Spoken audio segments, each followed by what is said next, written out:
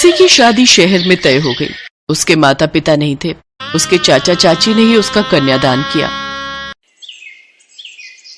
सुधा, तुलसी पहली बार शादी के बाद फेरा डालने आई है। हमने उसके दहेज में कुछ भी नहीं दिया। मैं सोच रहा था कि दहेज तो दिया नहीं, कुछ रुपए और सामान देकर ही बेटी को विदा करते। अरे दिमाग खराब है क्या तुम्हारा? क्या जरूरत है? चुपचाप ये पैसे अपने पास रखो। पहले ही उसको पाल पोस कर बड़ा करने में क्या हमारा खर्चा नहीं हुआ? हमारे अपने भी बच्चे कुंवारे बैठे हैं, उनकी भी शादियां करनी है। कुछ नहीं देना इसे दहेज में, बस अपनी धन्नो को यहाँ से ले जाएगी। इसके माँ बाप मरते हुए खाली इसकी भैंस को छोड़ गए थे, अब दहेज में अपनी भैंस ही लेकर जाएगी। उसके अलावा हम कुछ नहीं देंगे। अच्छा धीरे बोलो, मैं बात करता हूँ। तुलसी बिटिया, एक काम कर, तू पहली बार शादी के बाद आई है। मैं एक काम करता हूँ, एक गाड़ी में धन्नो को तेरे साथ भेज देता हूँ। तू अपनी धन्नो को भी साथ लेती जा। यहाँ पर तेरे बिना ये रह नहीं पाएगी और हम दोनों तो इस उम्र में इसे संभाल नहीं पाएंगे। सच में चाचा जी, मैं धन्नो को अपने साथ ले जाऊं? ठीक है, चल धन्नो, अब तू मेरे साथ रहेगी। हाँ हाँ, ले जा इसे, यहाँ इसकी कोई जरूरत नहीं है। तुलसी के ससुराल वाले उसे लेने नहीं आए थे, इसीलिए वो खुद ही वापस आ गई। पर उसके साथ धन्नो थी, ये बात उसके ससुराल वाले नहीं जानते थे। तुलसी की सास तो सोचकर बैठी थी कि दहेज में कुछ नहीं मिला, तो अब बेटी पहला फेरा डालने गई है तो बहुत सारा सामान, जेवर, रुपए, पैसे लेकर आएगी। पर उसने जब भैंस को दहेज में आता देखा तो वो आग बबूला हो गई। अरे इसे कहाँ से उठा कर ले आई? ये शहर है, हमारा घर है, कोई गाय भैंसों को रखने की गौशाला नहीं है। और करो इसकी शादी अपने बेटे के साथ। तुम्हें पसंद आई थी, ये खाली हाथ आ गई है। तुम्हें पता है ना सुधा, मैंने तुलसी की अच्छाई देखकर उसे अपने घर की बहू बनाया है। उस दिन गांव में जब मेरी तबीयत खराब हो गई थी, मेरा बीपी लो हो गया था, तो तुलसी ने ही फटाफट गांव के वैद्य जी को बुलाया और दवाई के बाद मेरी देखभाल की, बिल्कुल एक पिता की तरह मेरा ख्याल रखा। तभी मैंने सोच लिया था कि मेरे घर की बहू तुलसी ही बनेगी। मैं जानता हूँ धन्नो बचपन से उसके साथ रही है, अगर वो यहाँ रहेगी तो तुलसी को भी अच्छा लगेगा। अब इसके आगे मैं कुछ नहीं सुनूंगा। तुलसी बहू, धन्नो कहाँ है? बाबूजी, मैं तुलसी को घर के पीछे वाले हिस्से में बांध आई हूँ। यहाँ घर के अंदर बांधूंगी तो माँ जी गुस्सा करेंगी, वहां वो आराम से रहेगी, किसी को तंग नहीं करेगी। अब तुलसी की भैंस धन्नो उसके साथ ही रहने लगी। तुलसी रोजाना अपनी भैंस को नहलाती धुलाती, उसे खाने के लिए भूसा और चारा देती। धन्नो खूब सारा गाढ़ा गाढ़ा दूध देती। उस दूध से तुलसी घर में ही मक्खन बनाती, दही भी जमाती, घी भी निकालती, पनीर भी बनाती, मिठाई भी बनाती। धन्नो ने तो तुलसी के ससुराल का नक्शा ही बदल दिया था। जहां देखो धन्नो के दूध की बातें हो रही थी। वाह वाह, बहू ये सफेद मक्खन और छाछ, आहा, भाई मजा ही आ गया। थोड़ा और देना। अभी देती हूँ बाबूजी। सुनिए, आपको भी आलू के पराठे पर मक्खन रख दूं? नहीं तुलसी, रोजाना ये मक्खन घी दही खाकर मैं मोटा होता जा रहा हूँ। मुझे कुछ नहीं लेना, मुझे सादा पराठा दे दो। अरे बेटा, अभी तो उम्र है ये सब खाने की। वैसे भी धन्नो हमारे घर की ही भैंस है, कोई नुकसान नहीं होगा। जब देखो तब धन्नो के गुण गाते रहते हैं। पूरे घर में भैंस के गोबर की बदबू फैली रहती है। माँ जी, आपको पता है गाय भैंस का गोबर कितना स्वच्छ होता है? गांव में हम इनके गोबर से बने उपलों से ही तो चूल्हा जलाते हैं। मैं तो सोच रही थी कि हम अपने आंगन में एक चूल्हा बना लेते हैं। धन्नो जो गोबर करेगी उसके मैं उपले बना लिया करूंगी। कोई जरूरत नहीं है, खबरदार अगर ऐसा कुछ किया तो धन्नो और तुझे सीधा गांव भेज दूंगी। इतना तो मैंने बर्दाश्त कर लिया, इससे ज्यादा नहीं करूंगी।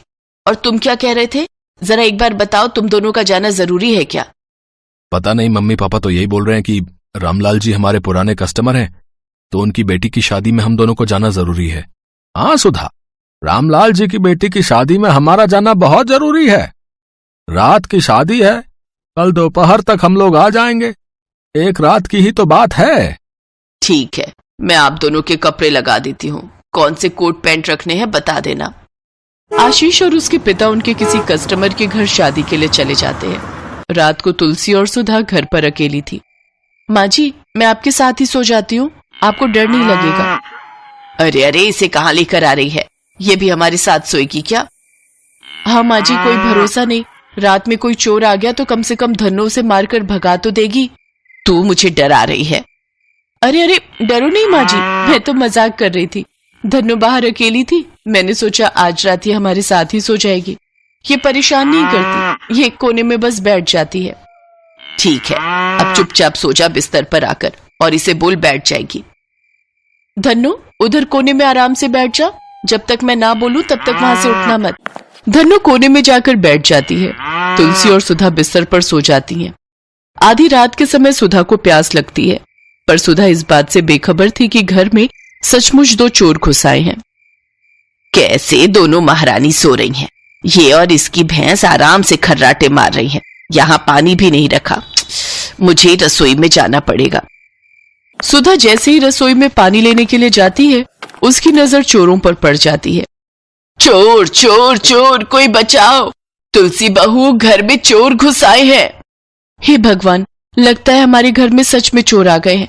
धन्नो, तुझे ही कुछ करना होगा, माँ जी की जान खतरे में है। चल तू दिखा अपना कमाल और दे दे इन्हें गांव वाला धोबिया पछाड़। तुलसी की बात सुनकर धन्नो एकदम से खड़ी हो जाती है और बाहर जाकर दे दनादन चोरों को अपनी सींगों से मारने लगती है। मार धन्नो, आज इन चोरों की खटिया खड़ी कर दे, इन्हें छोड़ना मत। हाँ धन्नो, बहू ठीक कह रही है, मैं सब पड़ोसियों को बुलाकर लाती हूँ, तब तक तू इन्हें यहाँ से भागने मत देना। सुधा सभी पड़ोसियों को बुला लाती है और चोरों को पुलिस के हवाले कर दिया जाता है। अगले दिन तुलसी के ससुर और पति के आने के बाद उन्हें सारी सच्चाई पता चलती है। मैं गलत थी जी, धन्नो तो बहुत समझदार है, कल रात उसने हमारी जान बचाई। मैं तो अब बिल्कुल भी धन्नो से नफरत नहीं करूंगी। आज मैं अपने हाथों से धन्नो को उसका खाना दूंगी। बहू, मुझे सिखाओ कि धन्नो की कैसे देखभाल करनी है, मैं भी उसकी देखभाल किया करूंगी। माँ जी, मैं आपको सब कुछ सिखा दूंगी। शुक्र है भगवान का, तुम्हें बहू और उसकी भैंस की अहमियत तो पता चली। सुधा के मन में धन्नो के लिए प्यार पड़ जाता है और उस दिन से धन्नो उनके परिवार का हिस्सा बन जाती है। जरा मेरा मेकअप अच्छे से कर दो अंजलि, आज शादी में जाना है। हाँ चाची, आप चिंता मत करो, हम तीनों बहनें मिलकर आपका बहुत अच्छे से मेकअप करेंगी। ये बोलकर अंजलि अपनी दोनों बहनों के साथ मिलकर उस औरत का मेकअप करती है। उसके बाद वो औरत अपने आप को आईने में देखती है तो उसके होश उड़ जाते हैं। खुश होकर वो अंजलि के हाथ में 500 रुपए दे देती है। अंजलि, माधुरी और अनुराधा तीनों बहनें हैं। तीनों बिलासपुर नाम के एक गांव में अपने माता पिता के साथ रहती हैं। वो लोग बहुत गरीब है, इसीलिए तीनों बहनें मिलकर गांव की औरतों को सजाने का काम करती हैं। ये काम करते करते उन तीनों को इस काम से प्यार हो जाता है। वो तीनों इस काम में माहिर हो जाती हैं। इसीलिए गांव की औरतें सजने के लिए इन तीनों बहनों को ही हमेशा बुलाती हैं। इसी तरह अंजलि का घर चलता है। मगर अंजलि के पिता मोतीलाल तीनों बेटियों की शादी को लेकर बहुत चिंतित हैं। वो अपनी पत्नी बिमला से कहते हैं, बिमला, मुझे तो बस एक ही चिंता सताती है कि इन तीनों की शादी कैसे होगी। हाँ जी, मैं भी हमेशा यही सोचती रहती हूँ। तभी वहाँ पर अंजलि अपने दोनों बहनों के साथ आ जाती है और कहती है, क्यों पिताजी, शादी करना जरूरी है क्या? ये तू क्या कह रही है बेटी? अगर शादी नहीं हुई तो लोग उल्टा सीधा कहेंगे। मगर शादी करने के बाद हम काम न कर सके तो? हाँ, हमें ये काम करने में मजा आता है। अरे बेटी, शादी के बाद काम करने की क्या जरूरत है?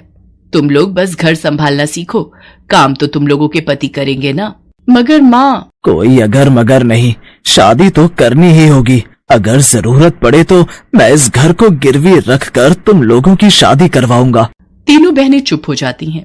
अगले ही दिन उन लोगों के लिए रिश्ता आता है। शहर में कौशल्या नाम की एक औरत रहती है। उसके 3 बेटे हैं, राजीव, राघव और राहुल। कौशल्या अपने तीनों बेटों की शादी के लिए लड़कियां ढूंढ रही है। अंजलि, माधुरी और अनुराधा की तस्वीरें देखकर कौशल्या अपने बेटों की शादी के लिए हाँ कर देती है और साथ ही साथ दहेज में 3 लाख रुपए भी मांगती है। मोतीलाल अपना घर गिरवी रख देता है और राजीव, राघव और राहुल के साथ अंजलि, माधुरी और अनुराधा की शादी हो जाती है। तीनों बहनें ससुराल चली जाती हैं। ससुराल पहुंचते ही कौशल्या सारे नियम कानून बताने लगती है। ध्यान से सुनो, इस घर के कुछ नियम हैं। तुम लोगों को सुबह 4 बजे उठना पड़ेगा और उठकर घर का सारा काम करना पड़ेगा। अनुराधा कहती है, माँ जी, सुबह 4 बजे उठना पड़ेगा, मगर मुझे इतनी जल्दी उठने की आदत नहीं है। ये सुनकर कौशल्या गुस्से में चिल्लाकर कहती है, तो आदत डाल लो। इस घर में रहना है तो ये सारे नियम मानने पड़ेंगे, नहीं तो इस घर से निकाल दी जाओगी। नहीं माँ जी, वो छोटी है ना, समझती नहीं है। आप चिंता मत कीजिए, मैं उसे समझा दूंगी। हाँ, ठीक से समझा देना और मैं जब जो बोलूंगी चुपचाप वो करना, समझ गई? जी माँ जी। ठीक है, अब काम पर लग जाओ। तीनों घर के काम में जुट जाती हैं। उधर दूसरी तरफ अंजलि का पति राजीव एक दूसरी लड़की के साथ पार्क में बैठा हुआ है। इस लड़की का नाम पायल है। पायल कहती है, राजीव ये तुमने बिल्कुल सही नहीं किया।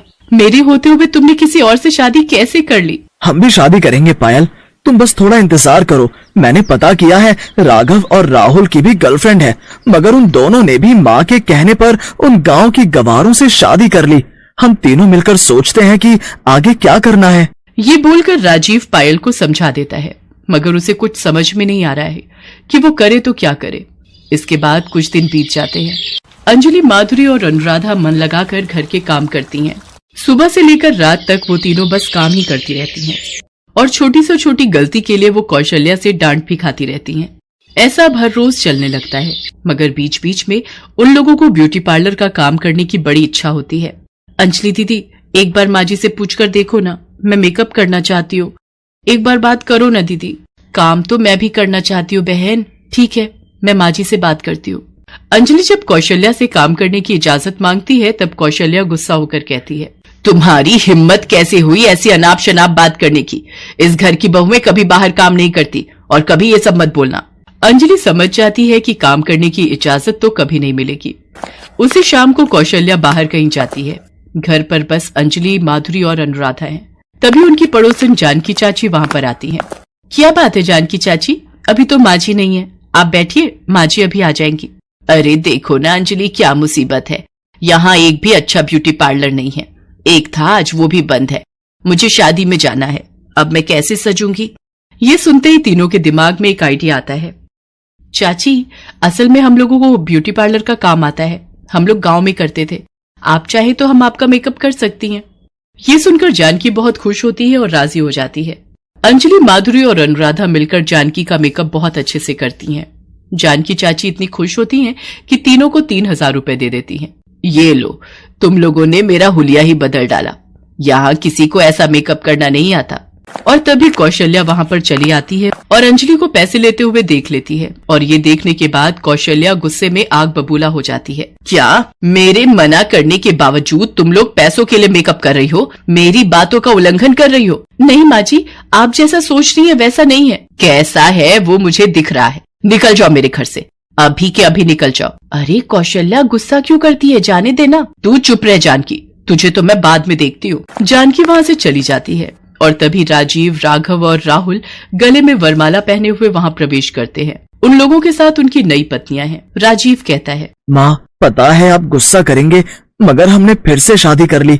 मैं पायल से प्यार करता हूँ माँ, इसलिए मैं पूजा से प्यार करता हूँ माँ। मगर गुस्सा होना तो दूर की बात है। ये देखकर कौशल्या खुश हो गई। बिल्कुल सही किया बेटा, ये लोग तो वैसे भी कुछ काम के नहीं हैं। मेरे मना करने के बावजूद इन लोगों ने पैसों के लिए काम करना शुरू कर दिया। मैं तो इन तीनों को अभी निकाल दूंगी घर से। हाँ हाँ, अंजलि निकल जाओ इस घर से। माधुरी तुम भी निकल जाओ। हाँ हाँ, अनुराधा तुम भी।